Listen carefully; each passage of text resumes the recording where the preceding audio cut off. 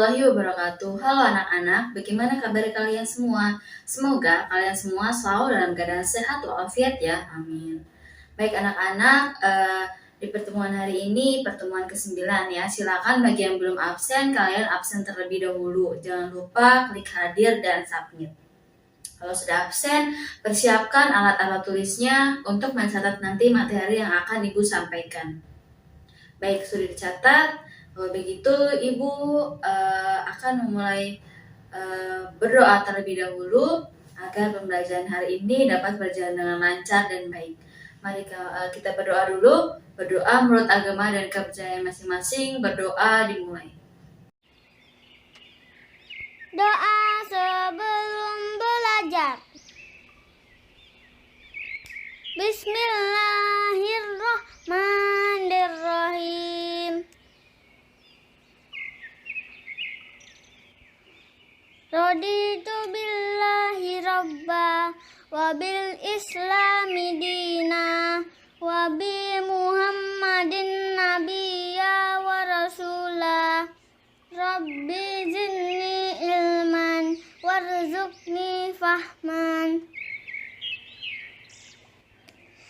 Artinya, kami ridho Allah sebagai Tuhanku, Islam sebagai agamaku, dan Nabi Muhammad sebagai Nabi dan Rasul. Ya Allah, tambahkanlah kepadaku ilmu dan berikanlah aku pengertian yang baik. Berdoa selesai. Baik anak-anak, Ibu selalu mengingatkan kalian agar selalu menjaga kesehatan dengan cara memakai masker, rajin mencuci tangan, menjaga jarak, dan menjauhi kerumunan. Dan selalu makan makanan yang sehat agar kalian bisa menjaga kesehatan kalian juga. Ya. Halo teman-teman, sudah kenal virus corona belum? Ini yang namanya virus corona. Belakangan ini, kita sering dengar nama virus yang viral ini.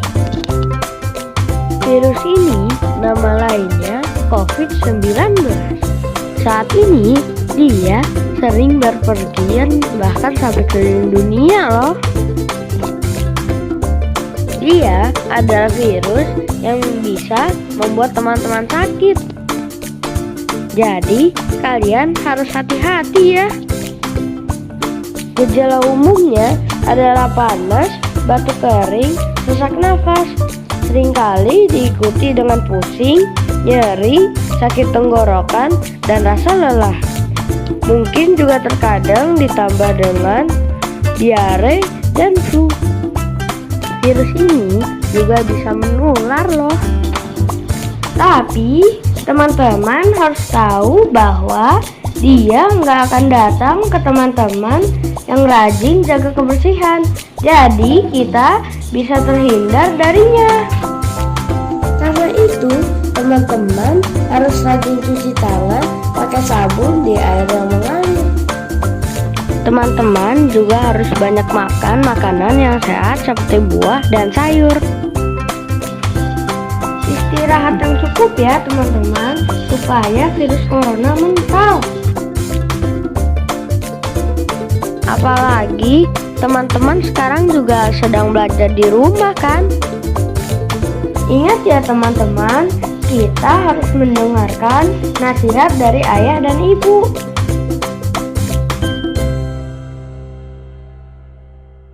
Baik anak-anak, pertemuan hari ini masih di bab 3 yaitu tentang kedaulatan. Kalau di materi sebelumnya kita membahas tentang teori-teori kedaulatan ya.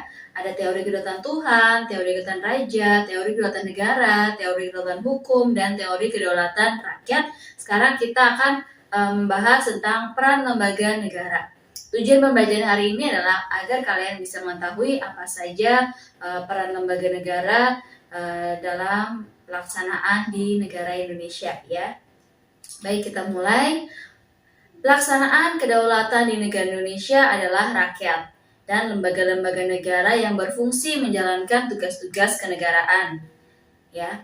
sebagai representasi kedaulatan rakyat serta pemegang kekuasaan pemerintah ya. Kita negara Indonesia menganut teori kedaulatan rakyat di mana pemerintahannya itu demokrasi, yaitu dari rakyat, oleh rakyat, dan untuk rakyat. Ya, sekarang Ibu akan membahas dulu tentang lembaga legislatif. Lembaga legislatif berupa MPR, DPR, dan DPD. Ya, lalu kita bahas dulu tentang MPR. Nah, berikut ini adalah foto ketua MPR kita, yaitu Bambang Susatyo. Ya, sebagai ketua MPR negara kita, negara Indonesia, mulai dari tahun 2019 ya, sampai nanti tahun 2024. Ya, kita bahas tentang MPR dulu. MPR yaitu Majelis Permusyawaratan Rakyat ya. Keanggotaannya MPR dari atas seluruh anggota Dewan Perwakilan Rakyat dan juga seluruh anggota Dewan Perwakilan Daerah. Anggota DPR dan DPD dipilih oleh rakyat melalui pemilu yang diselenggarakan oleh Komisi Pemilihan Umum atau KPU setiap 5 tahun sekali. Masa jabatan anggota MPR adalah 5 tahun. Dalam menjalankan tugasnya, MPR bersidang sedikitnya sekali dalam 5 tahun di ibu kota negara. Segala keputusan MPR ditetapkan oleh suara terbanyak melalui voting. Nah, ada tugas dan wewenang MPR adalah sebagai berikut ya. Yang pertama, mengubah dan menetapkan Undang-Undang Dasar, ada di pasal 3 ayat 1. Lalu, melantik presiden dan atau wakil presiden, ada di pasal 3 ayat 2. Yang ketiga, memberhentikan presiden dan atau wakil presiden dalam masa jabatannya menurut Undang-Undang Dasar, yaitu menurut pasal 3 ayat 3.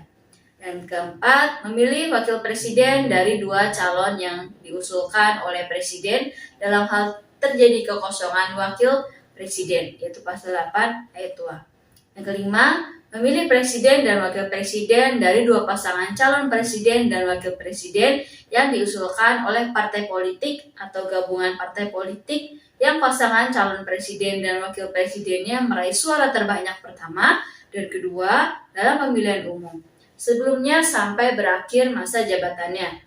Jika presiden dan wakil presiden mangkat atau berhenti, diberhentikan atau tidak dapat melakukan kewajibannya dalam masa jabatannya secara bersamaan. Ya, itu menurut pasal 8 ayat 3 Undang-Undang Dasar. Kalian bisa baca Undang-Undang Dasar ya, bukunya. Di situ banyak tentang peraturan dan tugas dan wewenang tentang MPR. Nah, berikutnya Ibu akan membahas tentang DPR. Nah, ini ketua DPR kita ya, Puan Maharani. Ketua DPR Republik Indonesia. Yang selanjutnya DPR, Ibu akan menjelaskan tentang DPR ya. DPR adalah lembaga negara pembuat undang-undang atau lembaga legislatif. Namun kekuasaan ini harus dengan persetujuan dari dari presiden. Keanggotaan DPR dipilih oleh rakyat melalui pemilihan umum. Jumlah anggota DPR sesuai undang-undang adalah sebanyak 560 orang. Masa jabatan anggota DPR adalah 5 tahun. DPR bersidang sedikitnya sekali dalam setahun, yaitu anggota DPR tetap dipilih melalui pemilihan umum. Dewan Perwakilan Rakyat memiliki fungsi sebagaimana diatur dalam pasal 20A ayat 1 Undang-Undang Dasar Negara Republik Indonesia tahun 1945, yaitu yang pertama, dia mempunyai fungsi legislasi, ialah menetapkan undang-undang dengan persetujuan dari presiden, itu fungsi legislasi. Yang kedua ada fungsi anggaran, ialah menyusun dan menetapkan APBN melalui undang-undang. Yang ketiga, fungsi pengawasan, ialah mengawasi pelaksanaan pemerintahan oleh presiden. Ya, jadi DPR itu mempunyai 3 fungsi, ya, legislasi, anggaran, dan pengawasan. Ya, di mana legislasinya salah satunya adalah menetapkan undang-undang dasar ya, membuat undang-undang ya atau membuat peraturan perundang-undangan. Nah, selanjutnya Ibu akan membahas tentang DPD RI ya. Kalau tadi DPR, sekarang DPD. Apa itu DPD? DPD adalah Dewan Perwakilan Rakyat. Ya. Lembaga negara ini dibentuk untuk menampung aspirasi masyarakat di daerah karena sebelumnya aspirasi daerah belum mendapat penyaluran secara baik, maka dari itu dibuatlah lembaga DPD ya, agar suara rakyat itu atau suara masyarakat, aspirasi masyarakat dapat langsung tertampung ya. Anggota DPD dipilih dari setiap provinsi melalui pemilihan umum. Anggota DPD setiap provinsi jumlahnya sama dan jumlah seluruh anggota DPR tidak lebih dari 1/3 anggota DPR. Saat ini jumlah anggota DPD setiap provinsi sebanyak 4 wakil. Anggota DPD berdomisili di daerah pemilihannya dan selama bersidang bertempat tinggal di ibu kota negara RI. Ya. Itu menurut Undang-Undang Nomor 17 Tahun 2014 ya. Jadi setiap anggota DPD itu berdomisili di daerah pemilihannya, kecuali kalau sedang bersidang baru dilaksanakan di ibu kota.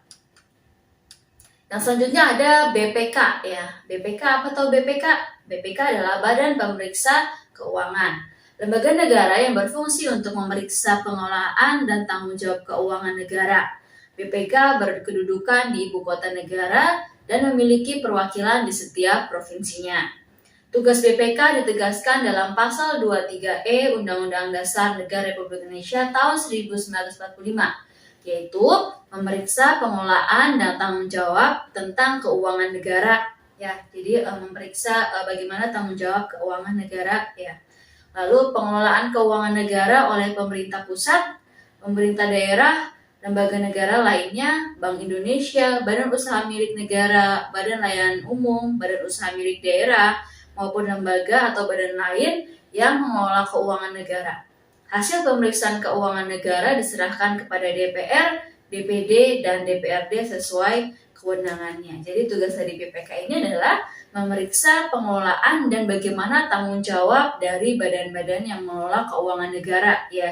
Jadi semuanya harus keuangan negara harus dipertanggungjawabkan karena itu merupakan uang dari rakyatnya sendiri ya. Maka dari itu penggunaannya harus bertanggung jawab dan harus diperiksa secara berkala seperti itu. Itu tugas dari Badan Pemeriksa Keuangannya. Nanti hasil dari pemeriksaan keuangannya itu diserahkan kepada DPR ya, DPD dan DPRD ya, sesuai kewenangannya masing-masing. Bagaimana anak-anak sampai sini paham? Ya. Jadi kesimpulannya tadi hari ini kita mempelajari dulu tentang lembaga legislatif ya, yaitu lembaga yang membuat undang-undang yang bisa MPR, DPR, DPD, dan tambahannya tadi Ibu jelaskan tentang BPK ya, Badan Pemeriksa Keuangan. Untuk selanjutnya di pertemuan selanjutnya nanti Ibu akan membahas tentang lembaga eksekutif dan lembaga yudikatif.